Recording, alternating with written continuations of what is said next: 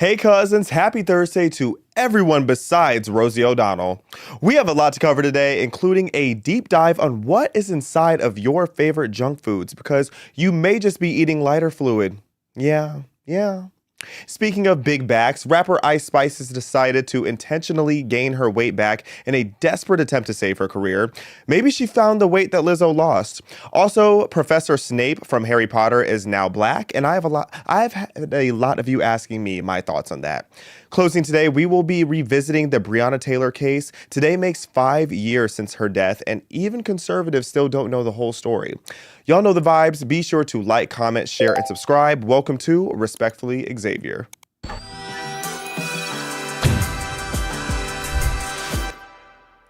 So why did I throw shade at Rosie O'Donnell? Well, let's get right into her because she's the goofy of the day.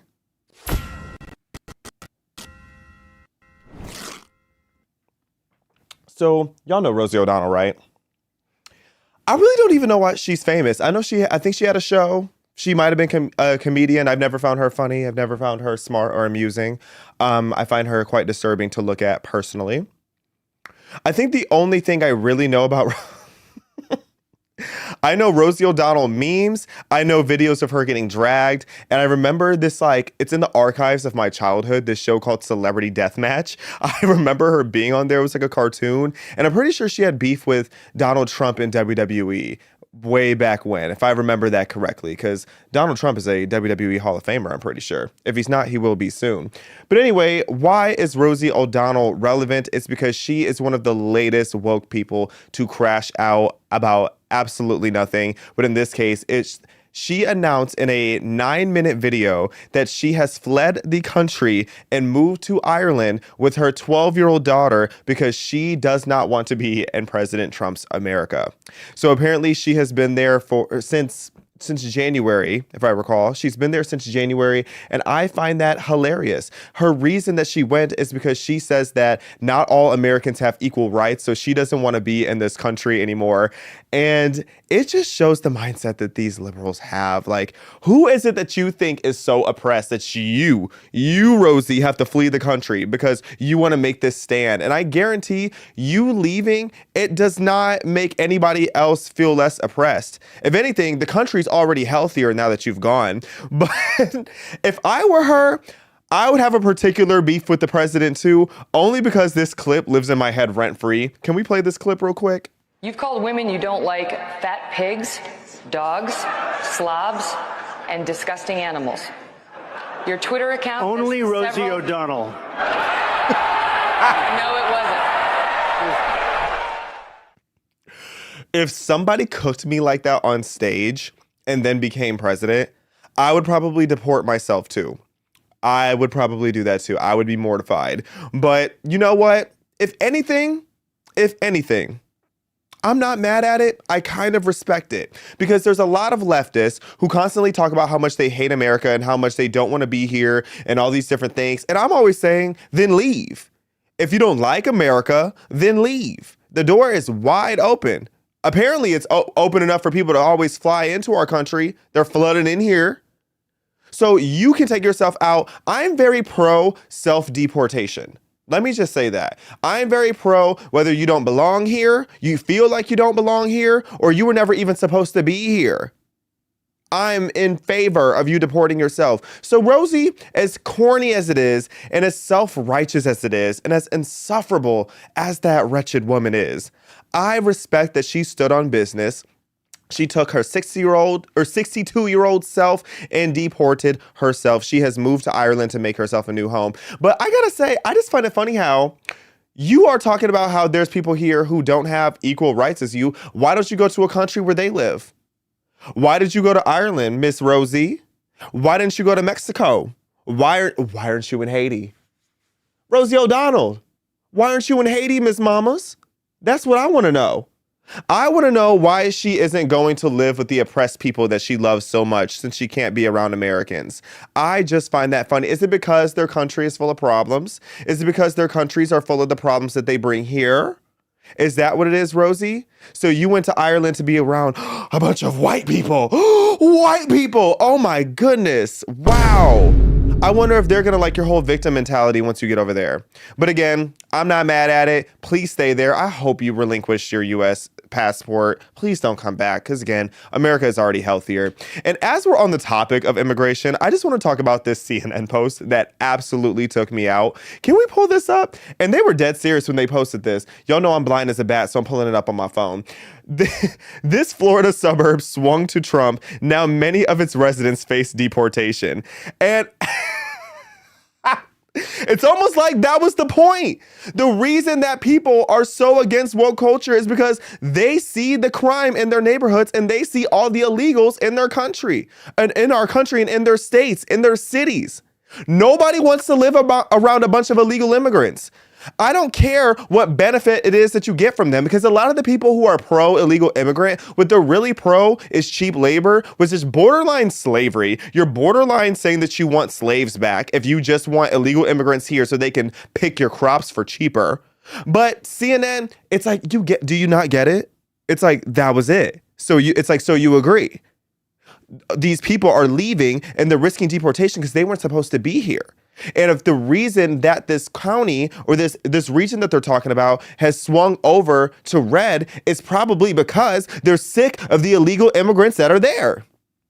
And I had to read the caption on this. Like, the first paragraph of this caption took me out. It says the lunch crowd, because every time the left talks about illegal immigrants, I feel like they go straight to talking about food, and like food trucks are picking crops or just how good the lunch is. It's like, I'm sorry that we might have fewer food trucks that you're just going to get irritable bowel syndrome from anyway.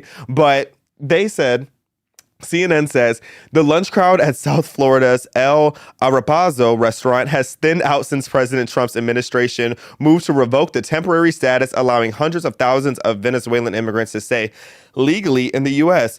Okay, they were staying legally here. Okay, they had their time. I hope they enjoyed their time. Okay, I hope they had fun. I hope they learned something.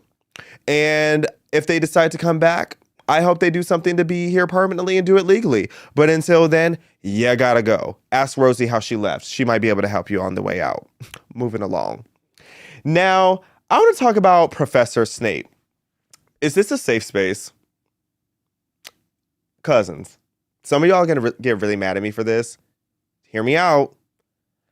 I have never watched a Harry Potter movie. I know, calm down. I can feel some of y'all angrily typing right now. It's the same energy when I say I've never watched Star Wars. I've never watched Star Trek. I've never watched a lot of these like major movies, but I just never got into Harry Potter. I see the appeal though. I can say that. I've seen so many parodies of Harry Potter. I feel like I know the plot at this point, and I know so many of the characters, not by name, but at least by face and like their vibe. But Professor Snape, he is one of the iconic characters on there. I don't know if he's a good guy or a bad guy. I don't know what he does. That hair is giving bad guy. That hair is giving villain. That hair is definitely giving villain. He's not a villain. He's a solid one. Solid one. I lied. He's a solid one. Mr. Rodriguez said that this is a good guy. Okay, the bob looks a little stiff, but maybe there's some motion when he shakes the bob a little bit. He's known for the bob. So Snape, this is what he's known for looking like. I mean, every time I've seen a depiction of him, I don't know if it's been the same actor, but this is what he's looked like. Well, HBO is now making a new Harry Potter TV series, which I'm honestly surprised hasn't happened sooner. I was surprised that they have not made like a TV adaptation of Harry Potter sooner, but they are making one now, and they have decided to make Snape black. Yes, he is a black man now. Looking at this name, I'm assuming African. I'm going to say it wrong, and y'all are going to be mad at me and say it's a microaggression, but it's like, no, I just don't know how to put these letters together. I'm assuming his name is Papa Asiadu. Papa Asiadu, this man, this dark-skinned brother right here, shout out to him. He was cast for the role of Snape. And a lot of people are mad now because this is yet another situation where a historically Caucasian character is now being portrayed by somebody black.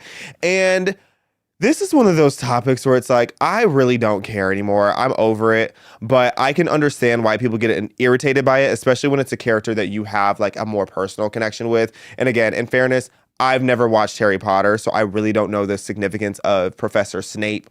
But, when it comes down to switching the race of some of these characters, I really break it down into 3 categories.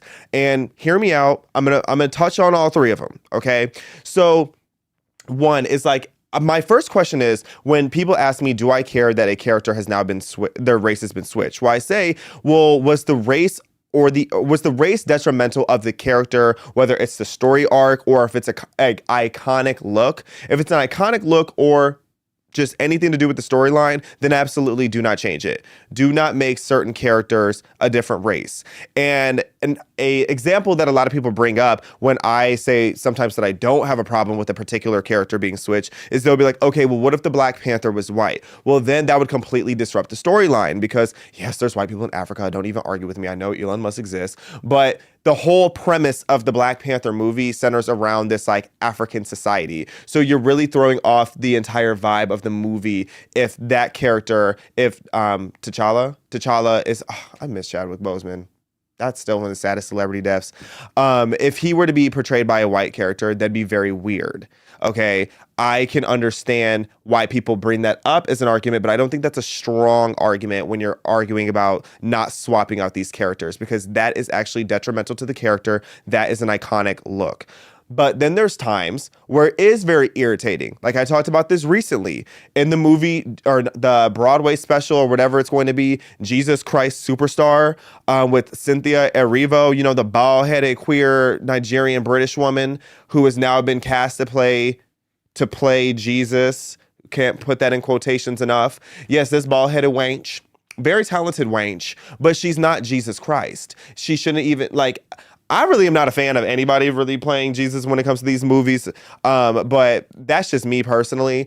I gatekeep that. But when it comes to if you're going to depict Jesus for the sake of art, make it be somebody Middle Eastern. Jesus also was not blonde hair and blue-eyed. If we're just talking geographically, he was a Middle Eastern look. He had that vibe to him. So to have a black, and I know this isn't the best example, but it's a bold example of why are you swapping the demographics of these characters? That I find annoying as hell. And then there's times, and it also gets into the argument, is it representation or is it pandering? That is pandering. When you bring up Cynthia Erivo and you put her as Jesus Christ, that is pandering to a woke crowd. But then you have times where they're trying to have representation, which I have mixed feelings on. Perfect example of that, Ariel. When Halle Bailey was Ariel and she was Lil Mermaid, this was another one of those times where everybody wanted my opinion. I didn't talk about it for weeks until people just harassed me enough where I finally spoke about it. Then everybody got mad at me. And I said, I'm a grown man.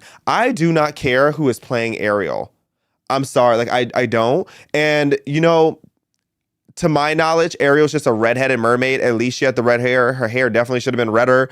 But that was one of those moments where they were trying to have representation. And the only reason that doesn't absolutely disgust me is because at this point, I'm kind of desperate for Black children to have positive representation, to look up to when it comes to the Black community.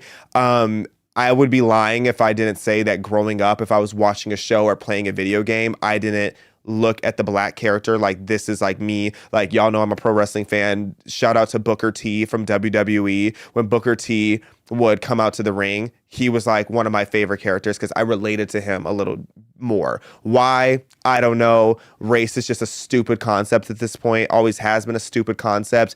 But I want more Black kids to have people to look up to that aren't gangbangers, hood rats, or degenerates like that wench Cardi B.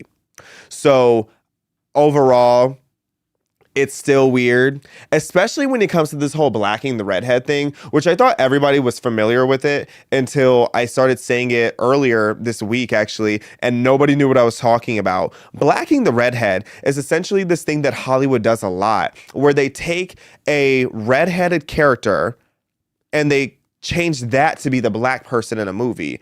And I have an example pulled up here. I actually asked ChatGPT for a list, and it gave me 45 characters that were just redheaded white people before, but when they wanted to add diversity to the movie, they swapped out the redhead. And I think it's to be slick. I think it's so that way people don't get as mad. Like if there's traditionally a blonde bombshell that is now being played by a black woman, a lot of people are going to be irritated by that. But when you take the redheads really do get a lot of flack around here. Yeah, redheads are low-key oppressed. I think redheads should start a movement, but I don't really think anybody's going to listen to them until they start burning things. And that's going to be really scary because I have a theory that redheads really like fire, but that's a whole nother conversation. Shout out to the gingers. I hope that's not offensive these days. Everything's offensive these days. But when it comes down to it, it's weird. I think it's corny. Do I care that Snape is black? No, because I'm also not going to watch the show. But if you care, I respect it. I respect that you like your Snape with a bob. But I really just wish Hollywood would do a better job of just making more positive black characters and like characters of different demographics rather than always feeling like they have to switch somebody out or fix something that's not broken. Like we don't need a black Superman. Like Superman is iconic for the way he looks. So it's like, I know they have Tiana. Tiana is the black Disney princess. She was like, I think she was the first black Disney princess to like just be straight up a character. But even then, you still can't please people. Because I remember when Tiana, this movie came out, and people were like, they finally gave us a black princess, and she spent most of the movie as a frog. Or kissing frogs, or however the plot works. But at least she's there. At least she's there. That's all I got to say about that. But speaking of kissing frogs, let's talk about Ice Spice. Do y'all know her? Miss Isis Spices, also known as the Hood's Princess Diana. Ice Spice, she is this rapper that blew up a few years back. She first went viral with her song. She blew up really almost overnight. And she's another one of those people that gets major industry plant allegations, and that can't be denied because she had only made, I think, like 3 songs before she became this massive star. So Ice Spice, her first big song was Munch. She was like, you thought I was feeling you? Munch. Like, yeah, that's pretty much how it goes. Nobody knows what she's actually saying, but it was a bop. It was a bop. You had to be there. You had with her signature pose, her big red curly hair. She is black and a redhead, so you can't swap her out. But Ice Spice, Isis Spices, she is an industry plant. She's a clear industry plant. She was only in the game for like a few months, and next thing you know, she has a Nicki Minaj feature. She has Meek Mill rapping to her song. She has a feature with Taylor Swift. She was at the Super Bowl with Taylor Swift twice. So it's like, you can't deny that. Her and Nicki, not gonna lie, Ice is one of those artists, she's hit or miss. Like, all of her lyrics are stupid. If you listen to her lyrics, it's like basically if Kamala Harris made a rap. Like, she raps about poop a lot. Like, every song she has, she talks about poop. But this song, Princess Diana, from that music video, bop. Certified bop, not gonna lie. But all that to say, her career is in the toilet. She is in the Kaya Asylum, as they call it on Stan Twitter, where she is struggling to maintain her career. She blew up and was like the next huge thing, had the queen of rap, Nicki Minaj, calling her the people's princess. But then she switched up on Nicki. She got exposed, like talking crap about Nicki to her former best friend, who exposed the screenshots showing that she was calling Nicki Minaj ungrateful because she gave Nicki an opportunity, which is insane. That is insane. That's like me saying that I started at PragerU and I gave Dennis Prager an opportunity. Like, that's insane. So like, it's just a delusional level of like, okay, yeah, you're up and coming, but like, slow your roll, that kind of energy. But after that, she got exposed for being a mean girl, bullying her friend on tour, whole long story. Then she dropped one of the worst rap albums I've ever heard objectively, called Y2K, where it was so bad. And I feel like it was symbolic. On the album cover, that is not the album cover.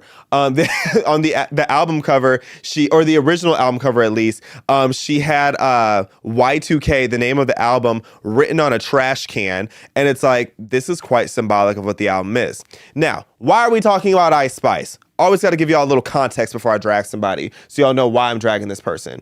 So Ice Spice was known for having really bad stage presence. Like, all she would do is just like be out of breath on stage, and then she would bend over and do her signature pose, which is literally her taking her hand and swiping her gooch. Like that was all she would do. That was what she would do to get the crowd going, and then she would like shimmy and shake. Well, when she lost her weight, people were saying the ice melted. She was famous largely because of her behind. So when she lost weight and got fit and was a lot skinnier, she thought that was the reason she lost popularity. Not that her album was trash, not that she got exposed for being a really mean, nasty person who wronged pretty much everybody in her path, but she thought it was because she lost weight and got healthy and fit, which I find really weird.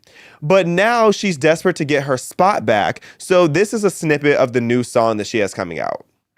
She got thin, but she wanna get thick again. Shorty got back on her oats. He stay on my body, it's hard to get rid of him. You know that I like him the most. He taking me out and he's spending a lot. Who was in Paris? You know, you know. So what I think is interesting is that part of the song that she put out with this snippet is talking about how she got thick again, started eating her oats, how she had to gain her weight back, and like bragging that she put on her weight back so that she could be thick again. And I find that really weird where you went out of your way to be unhealthy and to gain fat. Cause like she gained literally fat. Like you can be like thick and strong, but like she literally just put back on fat, which it's her body. Do what you want with your body. But I just found it really, really weird that she felt the need to gain fat to research her career. Now, this is what happens when you call yourself an artist, but you're only known for shaking your behind. If you are a glorified stripper, you're never going to be able to sustain relevance without continuing to have that over-sexualized appeal. And I feel almost bad for her because I feel like she really does want to be a musician. I feel like she is passionate about music. She tries. It seems like she does try. But girl, learn how to have some talent. Learn how to take notes. Learn how to treat people right. There's so many things that you could do. And when it comes to crafting your skill set, but just going and eating a bunch of In-N-Out and Big Macs and Whataburger to try to get your career back, what a career. What a career if it's dependent on Whataburger. That's insane. Mind you, that's insane. And I knew that this girl was going to tank when she went on Kai Cenat's stream. If you guys don't know Kai Cenat, I mean, he's like the biggest streamer in the world, but I don't know anybody that actively goes on Twitch. But Twitch is apparently huge because everybody knows Kai Cenat and they can like reference him, but they reference him from clips elsewhere. I don't know anybody who's on Twitch. If you're on Twitch, let me know what you watch because I don't even know how that app works. But she went on Kai Cenat's stream and Kai Cenat asked her to freestyle, which is typical to ask a rapper to do. And she goes, okay, turns around and just starts twerking. And she goes, that's my freestyle. Literally selling behind. Like, that's it. You're a stripper. You're a prostitute. If that's what you want to be, okay. But the rap game, it's not for you unless you can really sharpen up your tune. I just find it sad that you sacrifice your health for your career. But then when I thought about it, and as I was preparing to talk about this, I thought about it. I'm like, you know what? What's worse, intentionally getting fatter to save your career or going to Colombia to get a cheap BBL? And that whole standard of like the enlarged behinds in order to sustain a career as a female rapper did start with Nicki Minaj, but it started because Lil Wayne told her that if she wanted a career that she needed to go get these insane implants. And Nicki Minaj has talked about this and how like it's something that in retrospect bothered her a bit. And I know she got a breast reduction or something like that in order to like go a little bit more natural. But now you have all these girls. It set this whole beauty standard because the Kardashians started doing it after Nicki did it. And now you have all these girls who have went and got cement pumped into their behinds in order to be attractive or in order to sustain careers as public figures. And that is a very toxic ripple effect, especially when you look at the amount of women who have died from complications from going to Colombia or Brazil to get these BBLs and get these fake behinds. And as natural beauty is making its comeback, as you see more and more women like the Kardashians have removed a lot of their fillers and a lot of their implants. You see Black China infamously took out a lot of her implants and went pretty natural after having her entire everything done for so long. So it's really it's really sad to see that. It's good for them, but it's sad to see a lot of these girls who went and got these cheap surgeries that are not reversible, or they spent all their money on a BBL and now they can't afford to reverse it. And now they have cement and silicone seeping all over their body. And then they wonder why they have cancer or sudden cardiac arrest. It's really getting out of control. So what's worse, going and getting a cement BBL or eating a bunch of Whataburger to try to save your career? Either way, it's not my business, but it's a hot topic, so we talked about it. Moving along. That should be like the slogan for this show, because I'm always in people's business on the show, child. So, something that is my business. Okay. I'm emotional getting ready to tell you guys this. I have really big news. As of this week, I am 12 months sober of crumble cookies. I did not come this far to not be happy. I am 12 months sober of crumble cookies. And I don't think I've told this story before on the show. I know I've told a lot of people it, but it's because I'm trying to raise awareness. The reason I became so anti-crumble cookie is because I briefly had an addiction to crumble cookies where like I was obsessed. And the thing is, they're literally not that good. Like, I'm not kidding. I'm not saying that as a hater. I even said it back then. They're not that good. But these chemicals in these foods, they're addicting. They have chemicals in there that make you hooked to it. And I got to the point where it was like, I felt like I couldn't have dinner unless I had like a bite of crumble cookie with it. And then it got to the point where I was eating, like, it's honestly so embarrassing. It's a miracle my back never got too big. I did start getting love handles at one point. It was getting aggressive. But I was eating like up to 4 of those crumble cookies within a 24-hour period. It was really bad. It was really bad. And it completely shattered my metabolism. I used to never have to worry about what I was eating. I never had to do abs, and I still had abs. But then I started like getting a big back, and I was like, okay, this is becoming a problem. And it took shout out to CJ Pearson and Emily Saves America. They both bullied me simultaneously when I was complaining about being fat. And it's like, would you always have to order crumble cookies every night? And I'm like, okay, sometimes my business ain't your business. But I'm glad they said that, because it finally dawned on me. I was like, okay, I shouldn't be eating these. And Emily had never even tried a crumble cookie. So she told me that I'm basically eating, what was it? She said I was basically eating lighter fluid.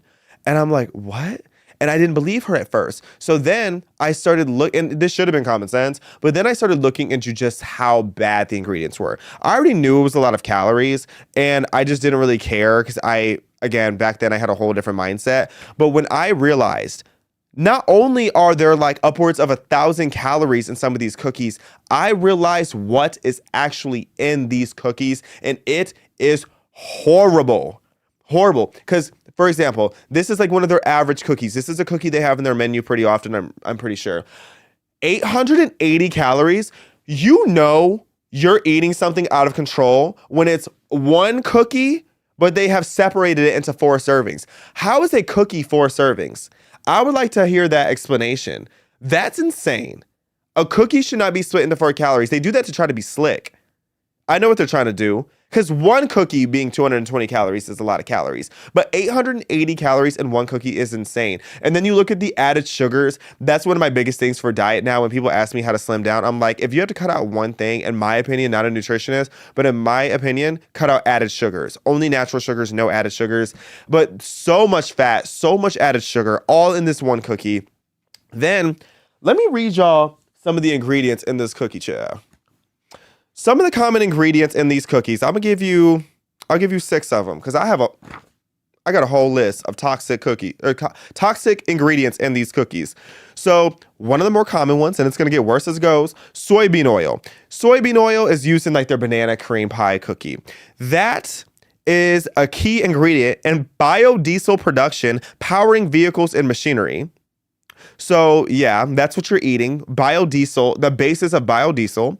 Then you have titanium dioxide, which is common in their frostings, or if they're giving anything certain textures, especially their red velvet white chocolate chip cookie. That's an additive that is deemed genotoxic by the European Food Safety Authority in 2021, suggesting it could damage your DNA and lead to cancer. And it's also used as coating for solar panels. The red velvet white chip cookie was one of my favorite combo cookies. Like the thought of it now just makes me want to throw up. And it's so funny that like the thought of it, I can almost taste the chemicaliness in it. And it's because I'm eating solar panel, not solar panel. I'm eating solar panel coating. That is what's in there. Then you got propylene glycol, which is common in their tres leche and a lot of their creamy toppings, which the tres leche one, another really good one. That one that's to maintain the moisture in it. That one, let's see, it is used as hospital grade disinfectant and sanitizing foggers due to its ability to kill bacteria and fungi. It is a key ingredient in hand gels and vaporized air sanitizers. It's also used as an antifreeze agent in HVAC systems and e-cigarette fluids. In a cookie. Girl, cousin, you're eating a tres leche cookie, but what you're really eating is e-cigarette liquid. What you're really eating is HVAC antifreeze. Insane. Then you got sodium if you can't say it, don't eat it. Okay? And some of y'all are spelling bee champions with the things y'all eat and still go by that rule. So the sodium benzoate, the lemon glaze or strawberry crumbs or syrups, that's the cookies that it's usually in. And that's to extend its shelf life. And that is known as a carpet cleaner or a rust inhibitor. Yeah. Then there's ethanol in it. That's in their pink sugar cookie. That's hand sanitizer, disinfectant, powers rocket fuel. And one more for you, benzoyl peroxide. That one is a catalyst in plastic manufacturing and also an industrial bleaching agent for textiles. And a cookie. That's more toxic than Ice Spice's cookie. Okay? So when I say I am 12 months sober of crumble cookies, I deserve my flowers because, and honestly, I shouldn't even say that. I'm lucky I don't have flowers on a casket, considering I was eating lighter fluid. And I'm just telling y'all this to make y'all aware because I want y'all to know what's really going on in your food. And how this whole conversation really came up is Chick-fil-A. Y'all know Chick-fil-A. Many people call it God's chicken. But I'm never going to call it that again. No. Because as good as Chick-fil-A is, I saw this video and I was mortified. 100 degrees are in your Chick-fil-A pickles? Silicone on your French fries? Antifreeze in the sauce? What? This Antifreeze Chick-fil-A again. meal has polysorbate 80 in the pickle. Dimethyl polysoloxane in the French fry? Propylene glycoalginate in the sauce. I bet I won't find these ingredients in your pantry. They're meant to extend the shelf life, cheapen the prices, and get you addicted. The crazy thing is this meal has 82 highly processed garbage ingredients. 16 of them are petroleum derived or synthesized. Now look, all of these are generally recognized as safe at small amounts, but how do you think our bodies break down these lab-made synthetic abominations? If you want to do the dose mix, the poison, by all means, but we're going to skip this trash. So next time your homegirl wants to go get some Chick-fil-A, just let her know you're eating petroleum, babe. Allegedly. I'm pretty sure you can say that technically because it's on their own label. But everything I just said, same thing as the crumble cookies. You're eating antifreeze. You're eating petroleum. You're gasoline, basically. Like, all for the shelf life. Why does it need that long of shelf life? How long are these cookies and sandwiches sitting out that you need to extend the shelf life? That's very scary. That is very, very scary. And I did not think that Chick-fil-A was that unhealthy. I knew it clearly wasn't good for you. But seeing that video, it was mortifying. This is why we need RFK Jr. We need RFK Jr. to start beating these people up. Yeah. I saw him inside of an In-N-Out and I hope he gave them the business. Well, I don't know if I think In-N-Out is like slightly healthier than most of these fast food chains, but I also thought Chick-fil-A was a little bit higher up there too, but I should have known better because I know the Chick-fil-A sauce is actually so bad for you. But this is just the ongoing theme of how corrupt our healthcare system has gotten and how corrupt because it's all connected, okay? Because big food, the reason that they're making us sick is because they are funded by big pharma and big healthcare and all of these different groups. They get you sick, they keep you sick, and then you pay them to try to get you better, and then they get you just better enough to get you sick again. It's like this crazy cycle. And again, I can't believe we're already in 15 episodes of this show. I feel like we just started. I don't know if I've told you guys yet the connection between the FDA and Big Pharma, but if not, I definitely got to give you guys that rundown, because the amount of there's like a 90% conflict of interest in their leadership. And I'm not kidding. Like, it's actually that high. So their leaders are always going back and forth. They're approving the things to get us sick and then approving the things to keep us sick.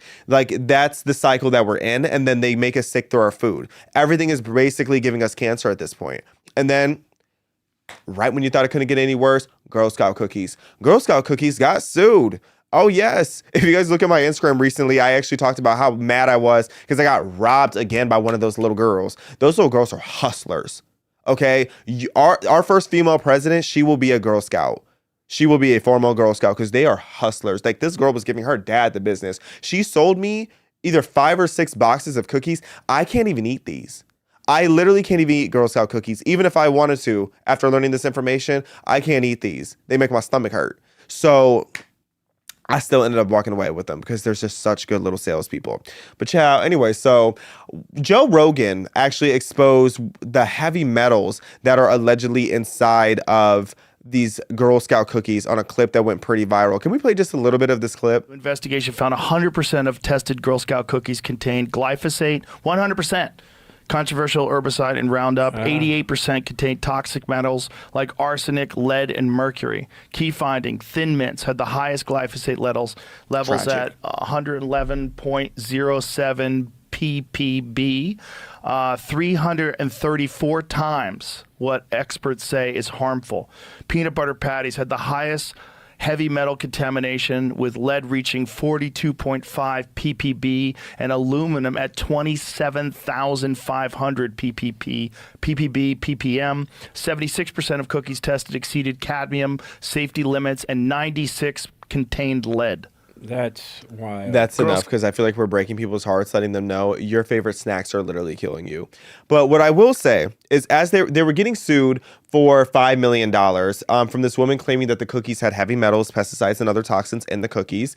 And what they responded, what Girl Scouts of America responded, they didn't actually say anything about the lawsuit, but what they said regarding the study is that the study was not... what they said regarding the study is that safety is their top priority and that they're FDA compliant. Well, considering that the Crumble cookies and Chick-fil-A are also FDA compliant, I really don't think that that's a credible source anymore. But what I will say is, literally an hour before I came and sat down today, I realized that the lawsuit got dropped. It got dropped this morning because the organization that did the study, according to Per GMO Science, it says that the study was incredible enough to be the basis of the lawsuit, that there were only 25 cookies tested, it wasn't peer reviewed, and it was based on water safety guidelines, not food safety guidelines. But even with that, even if it was just 25 cookies, even if it was just one box, for me personally, that's enough to justify me never getting those cookies again. It's enough for me to say this is something I am totally cool off of for the rest of my life. And the lawsuit may have been dropped, that class action was dropped, but everything in the dark comes to the light, and I hope in due time they either change their recipes or they're held accountable for all the heavy metals that are in there. And they tried to blame the soil, saying that the soil has metals in it. It's like, yeah, obviously, like, we're not stupid. But when it's that high of a level, when it's that concerning of a level, because even when you run it by food safety guidelines, it's still very concerning. So I'm going to be keeping an eye out for that. But I think you guys should really be careful about the junk food you're eating. There are healthy junk food options out there. I would name some of them, but you ain't getting free promo out of me. Y'all better write the check. But they're out there, especially if you have a big bag. Push the plate away. Pick up a vegetable. Moving along. Now, it is 5 years to the date of the death of Breonna Taylor. May she rest in peace. Breonna Taylor. So, first of all, most of you guys know this by now. I was a former BLM activist. In 2020, I was super, super woke. I was woke my whole life. And I was woke in supporting BLM way before the George Floyd wave. Like, I was one of the first people who was learning about the Breonna Taylor situation. And, if you want to see my whole red pill story, just to save time, you can go and look at my stories of us on PragerU.com, where I really break down, like, why it was that my mindset changed. Now, when it comes to Breonna Taylor, there is a lot of confusion about what actually happened to her. And I want to try to alleviate some of that confusion today, because I feel like even some conservatives are confused about what happened with Breonna Taylor, because what happened. So the synopsis, the the big overview first. If you don't know who Breonna Taylor is, 5 years ago she was shot and killed. She was unarmed in her apartment in Louisville, Kentucky, and her home was raided by 3 police officers who entered, and they were granted a no-knock warrant. Now, the impact of this is huge because she died before George Floyd, a few months before George Floyd, but her case blew up and became a huge public thing right after George Floyd. So a lot of the protests you saw going on weren't just for George, they were for Breonna Taylor too. And like Cardi B, she had her as her profile picture for years, saying justice for her. Everybody was screaming for justice for Breonna Taylor. And it truly was arguably the second biggest BLM case. You could argue Trayvon Martin too, but between the two of those, it would be one of them after George Floyd. Now, the impact of that definitely was huge on the culture and on the community. And there were a lot of lies about it. The story I first heard about Breonna Taylor, and that I heard for years, and then slowly but surely I kept getting, no, that aspect's wrong, that aspect's wrong, that aspect's wrong. It's like one by one, I started getting more and more pieces of information about what actually happened with her. And the story I first heard is that Breonna Taylor was laying down in bed. Police came up to her window. They went to the wrong house. They had a warrant for somebody else's house, and they shot inside of her bedroom because they saw her there. And then I also heard narratives that she had a gun sitting on her dashboard, and that's why they shot her. And like all these different narratives. Turns out none of that is true. None of that is true. By now, you guys probably heard a little bit more of the truth, but some of you still don't know what happened. So let me break it down for you. So, and actually, before I even get into that, I want to talk about her mom real quick. I believe her name is Tamika Palmer. Tamika actually notoriously called out BLM in 2021. And she made a Facebook post where I want to read just a piece of this. Let's pull that Facebook post up, please. Let me find that real quick. She basically called out Louisville, and she called out BLM, the Louisville chapter. You guys can read the whole thing there. The highlighted section is the part I really want you guys to know. She talked about how BLM was making all this money on Breonna Taylor's name, image, and likeness, millions and millions of dollars. And not a single cent went to her, not to her legal fees, not to her emotional support, not to anything, not to her funeral costs, nothing. BLM raised millions of dollars, and not a dollar went to Breonna Taylor's situation, or Breonna Taylor's mother, or her situation. She also called out how the BLM community and the BLM leadership was talking so much about how they're there to support the family. They love the family. They're there to ride for Breonna Taylor. They're there to do all these different things to support her legacy and her loved ones. But she said that she would go places and nobody would even know who she is. So how can you sit here and claim that you love her, you support her family, and then nobody even knows who her mom is? That's weird. That's really weird. Kind of similar to with George Floyd with his whole situation. His family acted like, but except that was his family. His family tried to act like they were so close with him, but years went by and nobody had even went to pick up George's stuff from the place he was living. And his roommates just had to deal with his car being in the way for years. The trauma of that situation. So what I also respect about Tamika is that she clocked the Kentucky State Representative, Atika Scott, I believe is her name. Yes, Atika Scott called her another fraud. She didn't elaborate too much or specify why, but what's good to know there is that Atika Scott, the state rep, she was the one pushing for Breonna's law to ban no-knock warrants. And she also was notoriously talking about how they were there to support the community and to support Breonna Taylor's family, and got called a fraud by Tamika Palmer. Now, she was pressured to delete these posts and like to kind of walk it back and say that she was emotional. And really what that to me is the whole community rained down hell on you because they're like, you're getting in the way of BLM, which is so wild to think about, because from that very moment, everybody should have known how much of a fraud this was, because this was over a year after Breonna Taylor had died that Tamika finally started popping off. And I remember seeing that because this was right after I had finally started speaking out as a new conservative. And I'm like, okay, this just assured me I'm not crazy. Okay, so shout out to Tamika Palmer for being bold enough to put that statement out there, and it's so unfortunate that they forced her to walk it back. But you know, it tied into some of my frustrations when I was marching for BLM, where I was constantly talking about we're raising all this money. You say that we're doing all these different things, but where's the money at? Why are we paying for different things? Why are we paying to organize this? Where is the money coming from nationals to the chapters? None of that was happening. All the money was being embezzled, and it's like I'm tired of talking about BLM, but you know, had to do it for Breonna. You know, because I wanted to really tell her story, because I don't think Breonna was necessarily a bad person, but she also wasn't necessarily innocent either. So after all this time, people still don't really know what happened. So let me just run y'all through this real quick. So what had happened was Breonna Taylor, she was an EMT. A lot of conservatives say that she wasn't an EMT anymore, but there's no proof of that. If anything, there's 2 hospitals that claim that she was still working with them as an EMT. So she was still an active EMT, and she did not have a criminal record at the time of her death. She had a past relationship with a guy named Jamarcus Glover. Now, Jamarcus was a convicted drug dealer. And this is why I tell a lot of girls, especially the black girls, shout out to black women, beware of the company you keep. Beware of these problematic men, because you can end up in a situation like Breonna did because of problematic men. Okay? Be careful out there. So she was dating this drug dealer, and years after their relationship had ended, they had still remained in contact. And there's some people who try to deny it, but there's plenty of proof out there that they've remained in contact. Now, Jamarcus Glover, he was still using Breonna Taylor's apartment as a current home address. And that was in databases as recent as February 20th of 2020. And again, Breonna Taylor died 5 years ago to date. So that is, again, that's weird. That's suspicious if you're not having communication with them. Because mind you, she had a whole boyfriend on the side.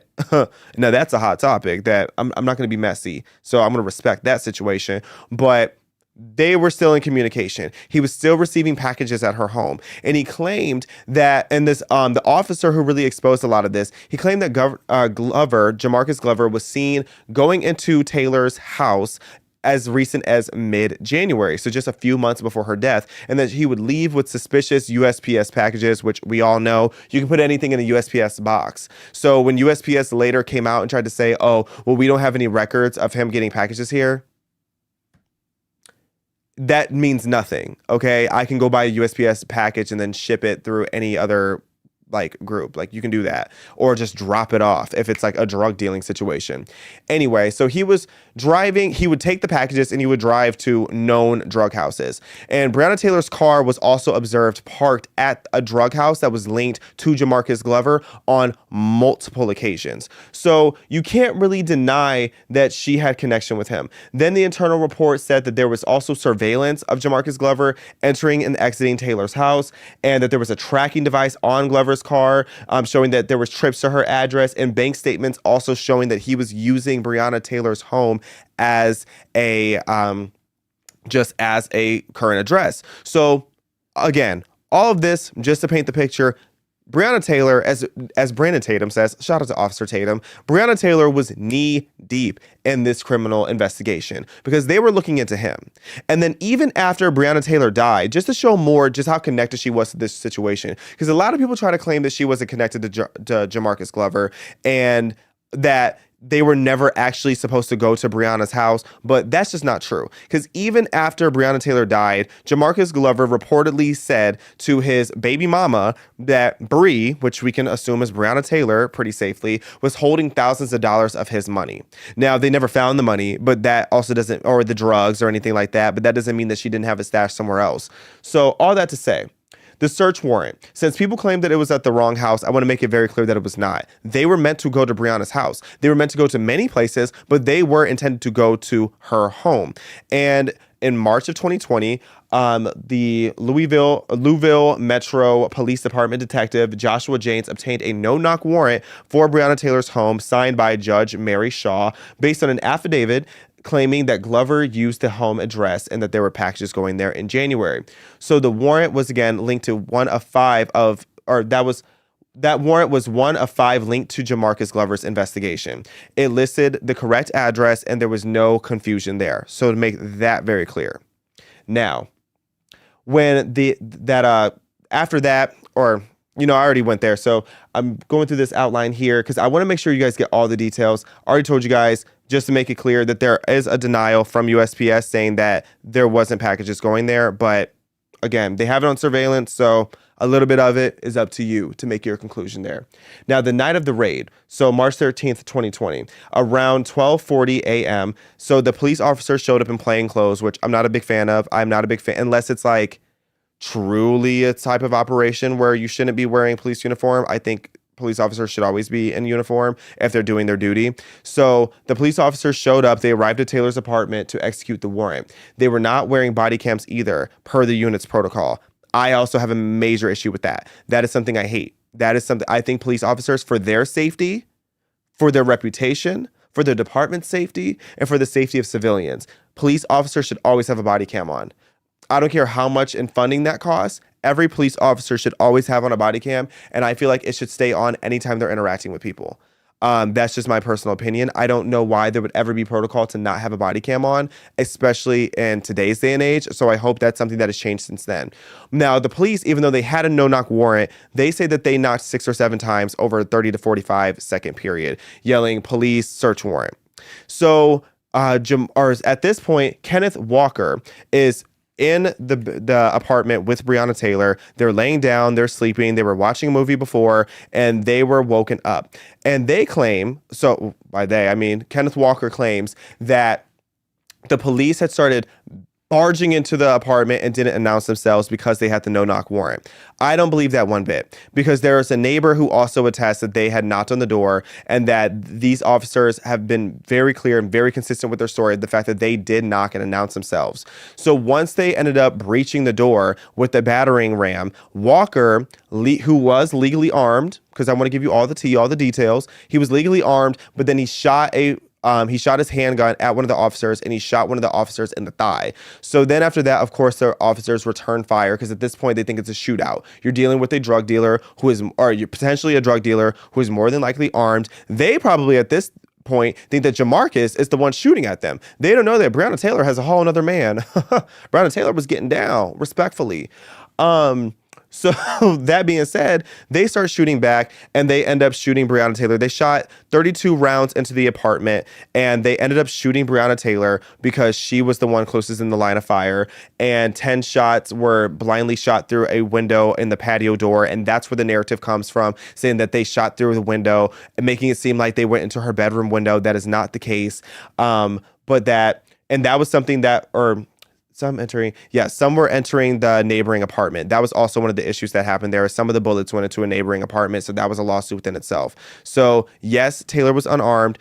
Yes, she was asleep when they first got there, but I don't believe that she was still asleep by the time they were banging on the door. In fact, she couldn't have been, because she was shot in the hallway. So all of this to tell you the story of what actually happened with Breonna Taylor.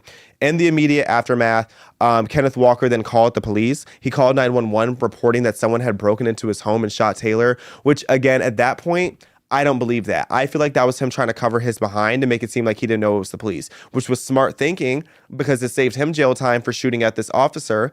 And to public knowledge, he didn't have a criminal record. So I don't necessarily think Kenneth Walker is a bad person. I think it was just a very unfortunate situation all around. I think there's a lot of things that could have been done to avoid the situation, but to make it seem like these people just went and senselessly killed Breonna Taylor for no reason, that's just not the truth. And I can understand the outrage that comes about the Breonna Taylor situation. I think her situation is very different from the George Floyd situation, but I don't think it was something worth destroying entire cities and communities for. And I don't think that that's something Breonna Taylor would want to attach to her legacy either. In fact, her mother, Tamika, also spoke out against the looting and the rioting that was happening, saying that to steal and to rob and to shoot and kill people on behalf of Breonna Taylor's name, that's not something that she ever wanted. I do still have a lot of questions about the Breonna Taylor situation, and I hope this gave you guys a more clear understanding of what actually happened. It wasn't as senseless and reckless as people try to make it seem, but it was a situation where there was a lot of lessons learned there. And unfortunately, when you shoot at a police officer, especially police officers that have knocked 6 or 7 times announcing themselves, you F around and you find out. And unfortunately, Breonna was the one to find out after her boyfriend was the one effing around. And that's really what it comes down to. So may Breonna Taylor rest in peace. I hope her family finds healing. And I know they got a $12 million settlement. If you guys want to know all the legalities of what happened after, I beseech you to go and do your own research because I can't do all the work for you. But I love you guys. Thank you for tuning in for another episode. Be sure to go to PragerU.com. Check out all of our videos. It is still a special fundraising month here at PragerU. All of your donations are greatly appreciated. We are a 501c3 nonprofit, so you guys donating is what keeps our videos free, keeps the lights on in this building, and continues to change minds, impact hearts, and allows me to have a show that you guys clearly like if you're still here watching. So I'll see you guys on Tuesday. Have a good weekend.